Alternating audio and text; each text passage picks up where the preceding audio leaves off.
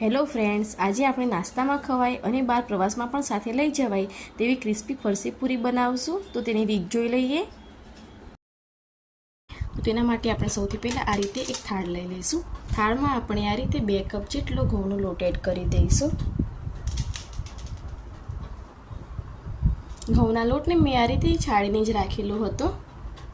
તો આ રીતે મેં આ જ કપના માપથી ઘઉંનો લોટ લઈ લીધેલો છે.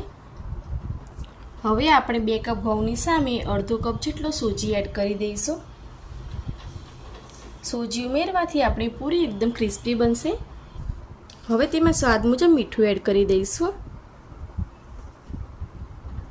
હવે તેમાં 2 ચમચી જેટલા તલ એડ કરી દઈશું. 1 ચમચી જેટલો અજમો લઈ લઈશું. અજમાને આ રીતે હાથમાં લઈને ક્રશ કરીને નાખીશું. આનાથી અજમાની ફ્લેવર ખૂબ જ સરસ આવે છે. હવે તેમાં 1 ચમચી જીરું એડ કરીશું. હવે તેમાં 1 ચમચી મરી પાવડર એડ કરીશું. 1 ચમચી મરીને આ રીતે ખાંડણીમાં અધકચરા પીસીને લેવાના છે. તો આ રીતે ફરસી પૂરીમાં મરીનો ટેસ્ટ ખૂબ જ સરસ લાગે છે. તો હવે તેમાં મેં 3 ચમચી ઘી અને 3 ચમચી તેલને નવશેકું ગરમ કરી લીધું હતું. તેની આપણે મોણ તરીકે એડ કરીશું. તો આ રીતે ઘી તેલને થોડું હૂંફાળું હોય તેવું જ એડ કરીશું. તો લોટ અને મોણને આપણે આ રીતે બરાબર મિક્સ કરી દેવાનું છે. તો આ રીતે થોડું ગરમ તેલ ઉમેરશું તો આપણી પૂરી એકદમ સરસ ક્રિસ્પી બનશે. તો આ રીતે મુઠ્ઠી પડે તેવું મોણ હોવું જોઈએ. લોટને બરાબર મિક્સ કરતા રહીશું. તો અત્યારે આપણે લોટ બાંધવા માટે જે પાણી લઈશું તે પણ હૂંફાળું ગરમ કરી લઈશું. હવે આ રીતે અડધા કપના માપથી આપણે પાણી એડ કરતા જઈશું. પાણી આ રીતે થોડું જ એડ કરીશું અને લોટ બાંધતા જઈશું. આ ફરસી પૂરીનો લોટ આપણે થોડો કઠણ જ રાખીશું જેથી પૂરી એકદમ ક્રિસ્પી બને. આ પૂરીનો લોટ આપણે પરોઠા કરતાં થોડો કઠણ રાખીશું.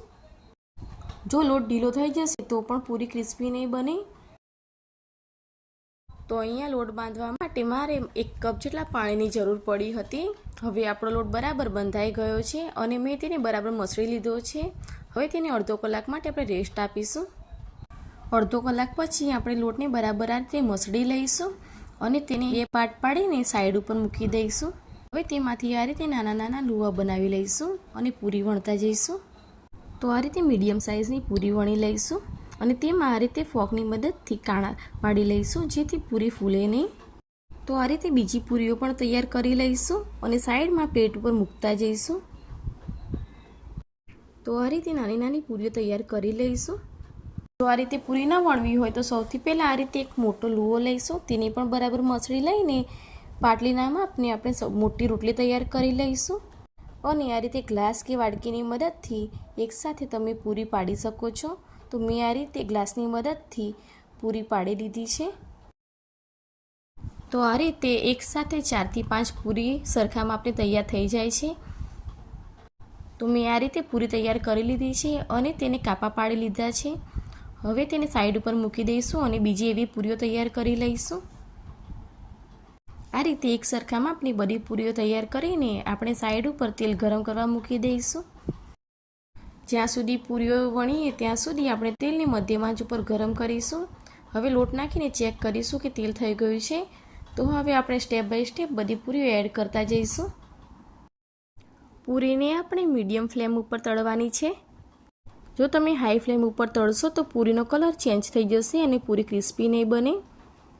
તો આ પૂરીને આપણે થોડી વારે આ રીતે ફેરવતા જઈશું જેથી પૂરીનો પરફેક્ટ કલર આવે.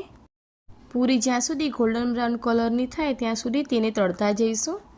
તો જ્યાં સુધી પૂરીનો આવો કલર ના આવે ત્યાં સુધી તેને તળીશું. તળાઈ ગયા બાદ આપણે તેને સાઈડમાં ડીશમાં લઈ લઈશું. તો આપણી પૂરી રેડી થઈ ગઈ છે.